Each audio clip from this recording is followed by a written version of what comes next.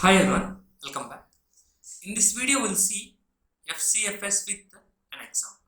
FCFS means first come first serve, and it is going to satisfy the request based on the first come first serve. Guys, before going to view this video, just go with the previous videos so that you can get clear idea what are these all the terminologies and how I am going to calculate all those things. Anyhow, if you have enough knowledge, you can just go with this video. So process ID they have given, arrival time, burst time. You have to calculate starting time, completion time, turnaround time and the waiting time. In addition to that, you have to calculate what is the average turnaround time and what is the average waiting time of the process. In addition to that, you have to calculate what is scheduling length, what is throughput, what is the efficiency of the CPU and what is the inefficiency of the CPU, or I can say inefficiency of the CPU. Fine. Just calculate this one by pausing the video. Right? If you have any doubt now, just go with my explanation. I am trying to take a Gantt chart here, and it is going to start with 0 nanoseconds for the CPU. Is there any process arrived at the time of 0 nanoseconds? No. No process had arrived at the 0 nanoseconds. So means it has to idle for 2 nanoseconds. By the time of 2 nanoseconds, P1 is K. P1 and execute for 3 nanoseconds. So means it has done by 5.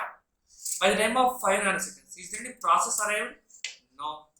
So when it has arrived 8 means it has to wait for until 8 nanoseconds. Then P2 arrived, whose burst time will be 2. P2 will be done by 10. Then by the time of 10, any process available? No. So it has arrived at the next 15. So CPU should be idle for until 15. Then it will execute for 5 units of time. That will be P3. It will be done by 20 units. Next, is there any process arrived by 20 units? No. Next process arrived at 25. So CPU is going to idle for 25 units of time until 25 units of time, and whose burst time will be 3. That will be P4. 28. For 28, is there any process available? No. So 30 is the process available. So it is going to wait for until 30 units. Then it will give chance to P5. So it will be done by 34 units of time. And then is there a process arrived for 34 units? No. For 35 units it is arrived. So I will make this as idle until 35 units of time. Then will be given chance to P6 for 8 units. So that it will be completed by 42 units of time. Sorry, it should be 35 plus 8. That will be 43 units of time. So this is the Gantt chart. Based on this Gantt chart, can you draw the can you fill this gap? Yes. What is starting time of P1? 2, completed by 5. So starting at 2, complete by 5. P2, 8, 10. P3 will be 15, 20. P4 will be 25 and 28. P5 will be 30 and 34. P6 will be 35 and 43. Hope you understood, right? So if you have any queries, just go with the previous videos so that you can get clear. Turnaround time is difference between completion time minus arrival time.